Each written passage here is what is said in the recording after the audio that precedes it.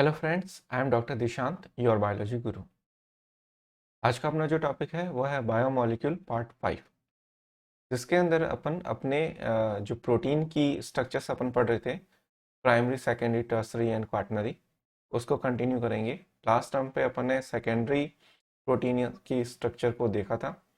अब अपन टर्सरी और क्वाटरनरी और देन उसके बाद में प्रोटीन के फंक्शंस और टाइप्स ऑफ प्रोटीन, मतलब सिंपल एंड कॉन्जुगेटेड प्रोटीन के बारे में देखेंगे। तो चलिए शुरू करते हैं।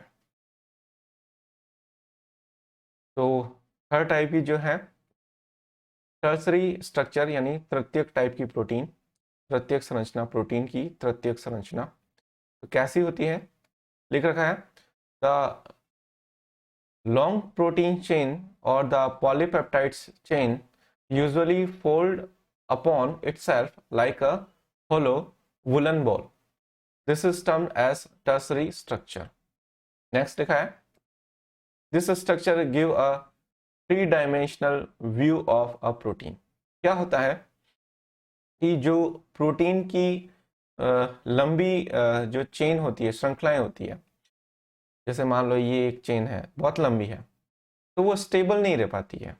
तो वो क्या होती है, अपने ऊपर ही क्या बना लेती है, एक फोल्डिंग बना लेती है, इस तरीके की फोल्डिंग बना लेती है। क्लियर, ये फोल्ड हो जाती है एक दूसरे के ऊपर। तो इस तरीके से जो लॉन्ग प्रोटीन चेन की या जिसको अपन पॉलीपेप्टाइड चेन बोलते हैं, वो अपने ऊपर ही फोल्ड हो जाती है और एक थ्री डायमेंशनल स्ट्रक्चर बनाती है, 3D स्ट्रक्चर बना लेती है। उसको अपन क्या बोलते हैं, प्रोटीन की टर्सरी स्ट्रक्चर बोलते हैं। क्लियर। तो यहाँ पे दे रखा है, ये जो आपको ऑरेंज कलर का दिखाई दे रहा है, ये तो क्या है, अमाइनो एसिड की चेन है, लीनियर चेन है। और ये जब बहुत बड़ी हो जाती है तो ये अपने ऊपर ही, जैसे ऊन का गोला होता है ना, वैसे ही वुलन बॉल लिखा है ना, उसी की तरह ये क्या होता है, आपस में एक अपने ऊपर ही फोल्ड हो जाता है। ठीक है। और उस फोल्डिंग की वजह से इन ग्रुप्स के बीच में कुछ बॉन्ड फॉर्मेशन देखा जाता है। तो वो कौन से बॉन्ड है, अमाइनो एसिड के खुद के बीच में, यानी जो लीनियर चेन बनी हुई है अमाइनो एसिड की, उनके खुद के बीच में जो आपस में अमाइनो एसिड एक दूसरे के साथ में कनेक्टेड रहते हैं, उनके बीच में तो पॉलीपेप्टाइड बॉन्ड देखने को मिलता है। ठीक है। देन उसके बाद में जो यहाँ पे अमाइनो एसिड है, आपको पता है अमाइनो एसिड जो है आयंस के फॉर्म में भी रहते हैं।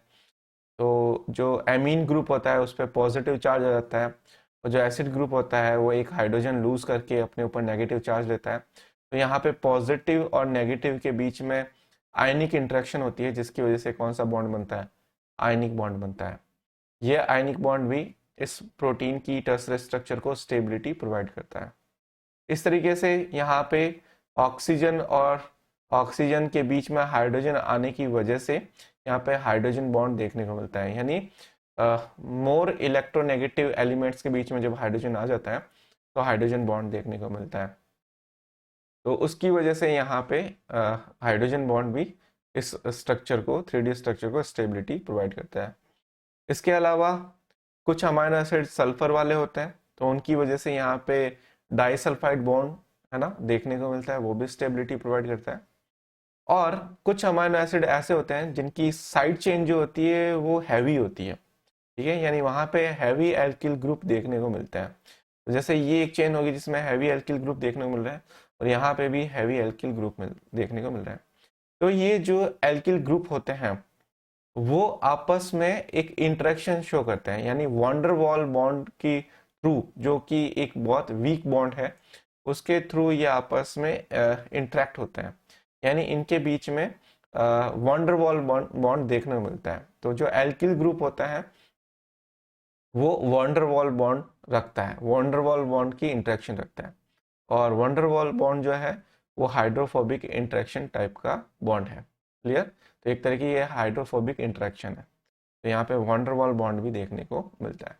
तो इस तरीके से एक जो प्रोटीन की जो टर्सरी स्ट्रक्चर होती है उसके अंदर hydrogen bond, disulphide bond, hydrophobic bonds, ठीक है, आयनिक बॉन्ड्स और पॉलीपेप्टाइड्स बॉन्ड्स, या फिर यूँ कह सकते हैं एक तरह की कोवेलेंट बॉन्ड होता है, तो वो देखने को मिलते हैं, जिसकी वजह से इसकी थ्री डायमेंशनल स्ट्रक्चर होती है और उसको प्रोटीन को मतलब स्टेबिलिटी मिलती है।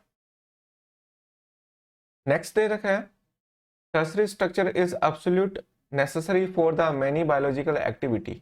मैनी बायोलॉजिकल एक्टिविटी, ये important of protein. For example this structure bring distant amino acid side chain closer forming the active site. क्या होती है एक्टिव साइट? लिख रखा है the site to which a substrate get attach of proteins that is enzyme. That is enzyme.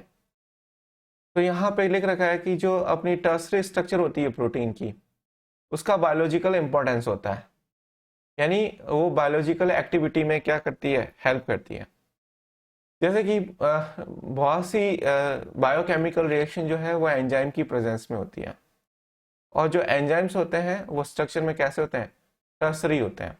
यानी maximum जो enzyme होते हैं राइबो एंजाइम को छोड़ करके मैक्सिमम एंजाइम जो होते हैं वो प्रोटीन नेचर के होते हैं, और वो प्रोटीन की स्ट्रक्चर कैसी होती है, टर्सरी स्ट्रक्चर होती है। और टर्सरी स्ट्रक्चर कैसे बनती है, जो अमाइनो एसिड की चेन होती है वो आपस में एक दूसरे के ऊपर क्या हो जाती है, फोल्ड हो जाती है। तो यहाँ पे आपको इस तरीके से फोल्डिंग देखने को मिलती है, इस तरीके से स्ट्रक्चर यहाँ पे देखने को मिलती है इस तरीके से। तो उससे होता क्या है, उससे होता ये है कि इस फोल्डिंग की वजह से ये जो अमाइनो एसिड की चेन है उनमें पॉकेट्स बन जाती है, क्योंकि ये एक 3D स्ट्रक्चर है। ये कैसे स्ट्रक्चर है, 3D स्ट्रक्चर है। तो मैं एक एंजाइम की हेल्प से आपको समझा रहा हूं। तो मान लो ये स्ट्रक्चर आपको जो देखने को मिल रही है वो एक एंजाइम है, ठीक है, और एंजाइम टर्सरी स्ट्रक्चर रखता है प्रोटीन की। तो इस एंजाइम के अंदर, यानी जो ये एंजाइम की टर्सरी, ये प्रोटीन की टर्सरी स्ट्रक्चर है जो आगे चलकर एंजाइम बना रही है, उसमें क्या होगा, अमाइनो एसिड्स प्रेजेंट होंगे, और ये अमाइनो एसिड जो है वो इस प्रोटीन चेन में अरेंज रहते हैं। तो ये यहाँ पे अरेंज रहेंगे, और उसकी वजह से ये जो स्ट्रक्चर बन रही है उसमें कुछ पॉकेट लाइक स्ट्रक्चर बन जाएगी, पॉकेट लाइक स्ट्रक्चर देखने को मिलेगी। उन स्ट्रक्चर को अपन क्या बोलते हैं, एक्टिव साइट। Active site. और इस एक्टिव साइट में स्पेशल टाइप के अमाइनो एसिड प्रेजेंट होते हैं, ठीक है। और ये अमाइनो एसिड जो है वो जो सबस्ट्रेट होता है ना, जो कि एंजाइम से ऐड होता है, उसके लिए इंटरेक्शन शो करते हैं, यानी उसके साथ ये बॉन्ड बनाते हैं, इसलिए ये स्पेशल होता है। तो कहने का मतलब ये है कि एंजाइम जो कि बहुत सी बायोलॉजिकल जो रिएक्शन होती है उसको परफॉर्म करवाता है, वो एक टर्सरी स्ट्रक्चर है। उस टर्सरी स्ट्रक्चर में जो पेप्टाइड चेन होती है उसमें फोल्डिंग हो जाती है, जिसकी वजह से पॉकेट्स लाइक स्ट्रक्चर बनती है। उस स्ट्रक्चर को अपन एक्टिव साइट बोलते हैं, और वो एक्टिव साइट में इस तरीके से अमाइनो एसिड अरेंज रहते हैं कि जो भी सबस्ट्रेट आता है उसको होल्ड करने में और उसके साथ बॉन्ड बनाने में ये हेल्पफुल होता है। तो इनका अरेंजमेंट क्या होता है, स्पेशल होता है। तो एक स्पेशल एंजाइम एक स्पेशल टाइप के सबस्ट्रेट के लिए क्या होता है, स्पेसिफिक होता है। बात समझ आ गई? तो इसीलिए तो एंजाइम सबस्ट्रेट स्पेसिफिक होता है। तो जो सबस्ट्रेट होगा वो एंजाइम की एक्टिव साइट से कनेक्टेड होगा, और देन उसके बाद में वो रिएक्शन को, यानी एंजाइम सबस्ट्रेट कॉम्प्लेक्स बनाएगा, ठीक है। और देन उसके बाद में वो जो एंजाइम है वो खुद फ्री हो जाएगा और उस सबस्ट्रेट को प्रोडक्ट में कन्वर्ट कर देगा। तो इस तरीके से एंजाइम मीडिएटेड रिएक्शंस परफॉर्म होती है, और वो जो एंजाइम्स होते हैं वो टर्सरी स्ट्रक्चर होती है। तो यहाँ पे एंजाइम की हेल्प से बताया है कि ह्यूमन बॉडी या जो एनिमल की बॉडी होती है, यानी लिविंग ऑर्गेनिज्म की जो बॉडी होती है, उसमें जो ये प्रोटीन की टर्सरी स्ट्रक्चर है उसका बायोलॉजिकल इंपॉर्टेंस होता है। मतलब बहुत सी बायोलॉजिकल एक्टिविटी जो है वो टर्सरी स्ट्रक्चर जो है प्रोटीन की वो पूरी करवाती है। एंजाइम की हेल्प से अपन ने बता दिया। एंजाइम भी एक 3D स्ट्रक्चर है, टर्सरी स्ट्रक्चर है प्रोटीन की। क्लियर? नेक्स्ट दे रखा है एग्जाम्पल। तो जो मायोग्लोबिन होती है, आपने देखा होगा, जो मसल्स पड़ी होगी तो उसके अंदर मायोसिन प्रोटीन आई होगी। तो ये जो मसल्स में प्रेजेंट जो प्रोटीन है जिसको मायोग्लोबिन बोलते हैं, वो भी कैसी प्रोटीन है, टर्सरी स्ट्रक्चर है, ठीक है ना, इन्हें 3D स्ट्रक्चर रखती है।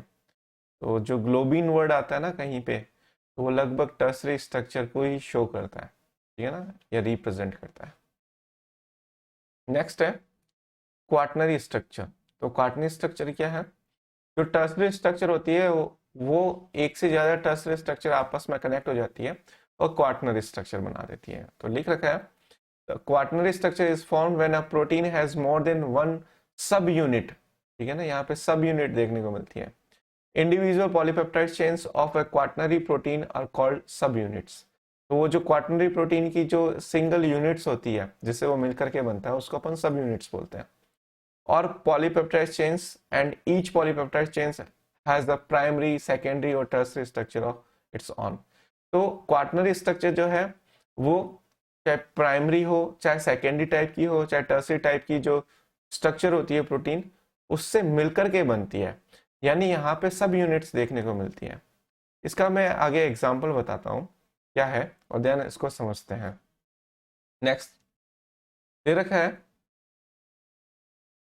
the way in which these individual folded polypeptides are arranged with respect to each other, that is linear string of spheres arranged one upon each other in the form of a cube or plate etc, give the architecture of the quaternary structure of a protein। तो ये क्या कहना चाहता है इसको समझो। एक example बताता हूं मैं आपको, आगे भी आएगा ये, लेकिन यहाँ यही बता देता हूं मैं आपको। हीमोग्लोबिन, हीमोग्लोबिन जो है वो क्वाटनरी स्ट्रक्चर का एक टिपिकल एग्जांपल है। आपको पता है हीमोग्लोबिन जो है वो पॉलीपेप्टाइड चेन से मिलके बनता है। उसमें 4 टाइप की पॉलीपेप्टाइड चेन्स प्रेजेंट होती है। 4 टाइप की पॉलीपेप्टाइड चेन प्रेजेंट होती है। 2 अल्फा पॉलीपेप्टाइड चेन होती है और 2 बीटा पॉलीपेप्टाइड चेन होती है। नॉर्मल हीमोग्लोबिन की बात कर रहा हूं मैं, ठीक है। तो ये हीमोग्लोबिन जो है वो 4 टाइप की पॉलीपेप्टाइड चेन से मिलके बना है, यानी यहाँ पे 4 टाइप की पॉलीपेप्टाइड की सब यूनिट देखने को मिल रही है। तो यहाँ पे देखो ये एक पॉलीपेप्टाइड चेन होगी मान लो, ठीक है। ये सेकंड पॉलीपेप्टाइड चेन हो गई, ये थर्ड पॉलीपेप्टाइड चेन हो गई और ये फोर्थ पॉलीपेप्टाइड चेन हो गई। ये आपस में क्या रहती है? इंटरकनेक्टेड रहती है। अब ये मान लो ये 3D है, ये 3D है, ये 3D है, ये 3D है, तो ये चारों क्या है? 3D है। तो ये पूरा मिलकर के जो स्ट्रक्चर बना, ये पूरा जो इन 4 सब यूनिट से मिलकर के जो स्ट्रक्चर बना वो एक क्वाटनरी स्ट्रक्चर है, ठीक है। तो यहाँ पे जैसे मैंने हीमोग्लोबिन की बात की तो यहाँ पे 2 तरीके, मतलब यहाँ पे 2 अल्फा चेन हो गई, मतलब ये एक अल्फा चेन हो गई और ये एक अल्फा चेन हो गई। यहाँ पे 2 बीटा चेन देखने को मिली, यानी ये एक बीटा चेन हो गई और एक ये बीटा चेन हो गई। तो ये जो चेन है ना अल्फा अल्फा बीटा बीटा, ये इस क्वाटनरी की सब यूनिट हो गई। ये क्या हो गई? सब यूनिट हो गई, यानी इनसे मिलकर के क्वाटनरी स्ट्रक्चर बन रही है हीमोग्लोबिन की। बात समझ आ गई? अब ये जो सब यूनिट के फॉर्म में जो स्ट्रक्चर आती है वो प्राइमरी स्ट्रक्चर भी हो सकती है, सेकेंडरी स्ट्रक्चर भी हो सकती है और टर्सरी स्ट्रक्चर भी हो सकती है। यानी समझ गए, प्रोटीन की प्राइमरी स्ट्रक्चर, सेकेंडरी स्ट्रक्चर और टर्सरी स्ट्रक्चर कोई भी हो सकती है, लेकिन वो एज ए सब यूनिट आपस में इंटरकनेक्ट होगी तो उसको अपन क्वाटनरी स्ट्रक्चर बोल देंगे, ठीक है। इसका बेस्ट एग्जाम्पल है हीमोग्लोबिन। क्लियर? अभी किसी भी फॉर्म में रह सकती है, एक प्लेन में रह सकती है, एक क्यूब के फॉर्म में रह सकती है, ठीक है। तो ये है, लिख रखा है for example haemoglobin has such structure. Haemoglobin has 4 helical polypeptide chains, 2 alpha chain and 2 beta chains.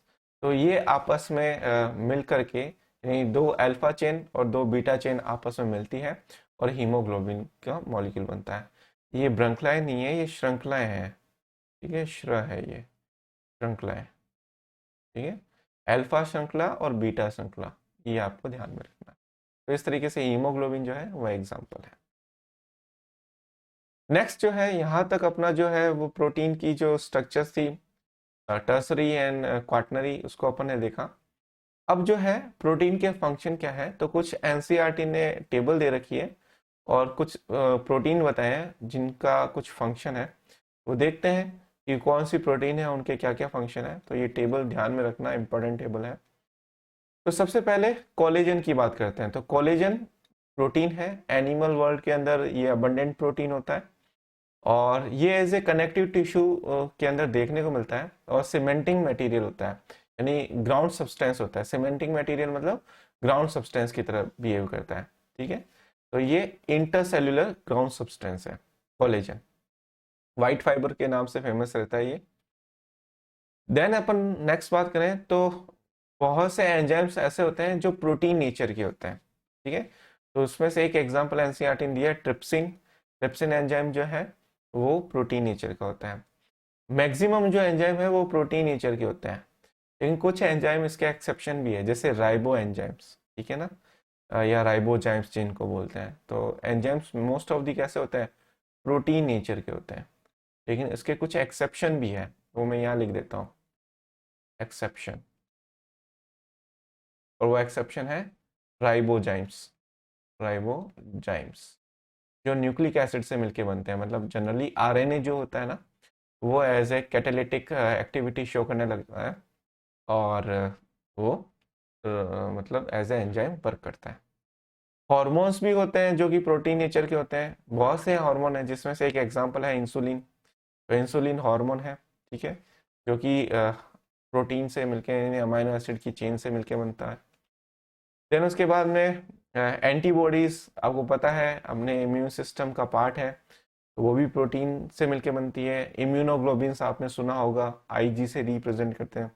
तो वहाँ पे दो लाइट चेन होती है, दो हैवी चेन होती है, वो प्रोटीन से मिलके बनती है और वो दोनों चेन्स आपस में डाइसल्फाइड बॉन्ड से कनेक्टेड रहती है, ठीक है। सेल के ऊपर जो रिसेप्टर होते हैं जो किसी भी स्टिमुलस को रिसीव करते हैं, वो भी प्रोटीन नेचर के होते हैं। तो ये भी है, जैसे स्मेल, टेस्ट, हार्मोन और के लिए जो सेंसरी रिसेप्टर होते हैं वो प्रोटीन नेचर के होते हैं। इसी तरीके से ग्लूकोज के ट्रांसपोर्टेशन के लिए, यानी सेल के अंदर ग्लूकोज को लाने और ले जाने के लिए एक प्रोटीन होती है जिसको बोलते हैं GLUT4 प्रोटीन। बहुत इंपॉर्टेंट है, क्वेश्चन आते हैं तो ये ध्यान रखना। तो ग्लूकोज के ट्रांसपोर्टेशन के लिए भी एक प्रोटीन रिक्वायर्ड होती है जिसको अपन बोलते हैं GLUT4 प्रोटीन। क्लियर? तो ये कुछ अपन ने बताया, और बहुत से मतलब बॉडी के अंदर बहुत से ऐसे स्ट्रक्चर्स है जो प्रोटीन से मिलके बनती है।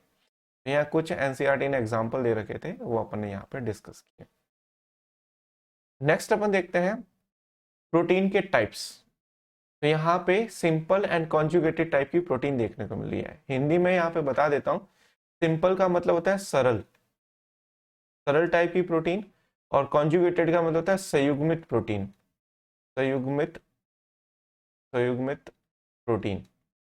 सरल और संयुग्मित का मतलब क्या है? सरल जो सिंपल हो एकदम, ठीक है, और संयुग्मित का मतलब है कि प्रोटीन जो जो किसी नॉन प्रोटीनियस पार्ट यानी अप्रोटीन भाग के साथ में संयुग्मित होती हो, मिलकर के बनती है।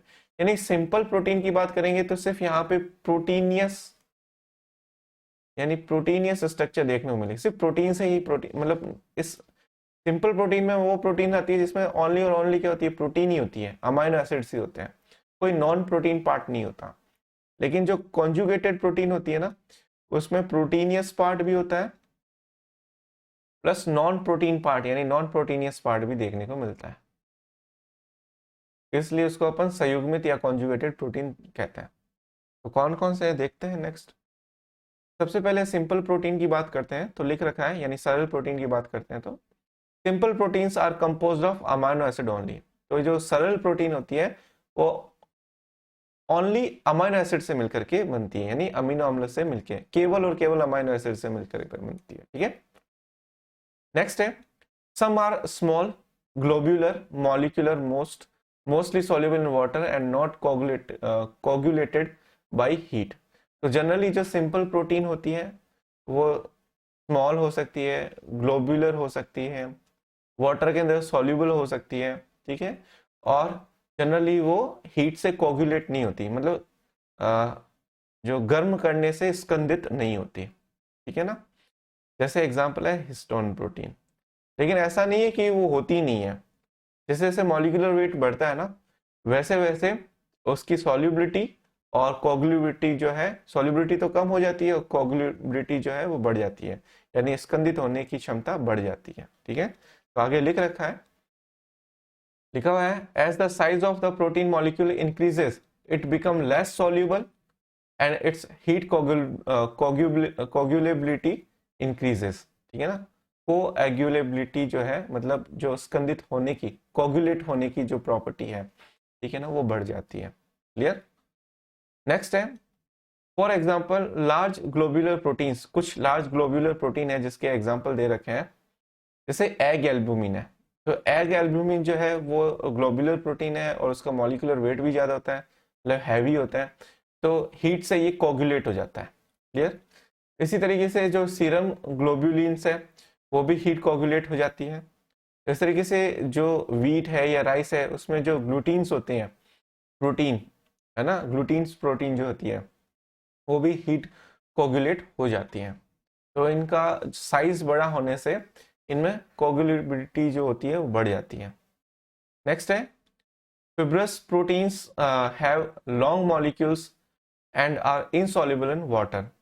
तो जो फाइब्रस प्रोटीन्स होती हैं, ठीक है ना, वो लॉन्ग मॉलिक्यूल्स होते हैं, इसलिए वाटर में इनसॉल्युबल होते हैं। जैसे आपने देखा होगा अपने बालों में पाई जाने वाली जो प्रोटीन है जिसको अपन केराटिन प्रोटीन बोलते हैं, और ये स्किन में भी मिलती है, यानी केराटिन प्रोटीन अपनी स्किन और हेयर दोनों में मिलती है, तो वो इनसॉल्युबल है, वाटर के अंदर सॉल्युबल नहीं होती। इस तरीके से जो कोलेजन होता है जो कि कनेक्टिव टिश्यू के अंदर प्रेजेंट होता है वो भी वाटर इनसॉल्युबल है। तो कोलेजन और केराटिन जो प्रोटीन है वो फाइब्रस प्रोटीन के एग्जाम्पल है।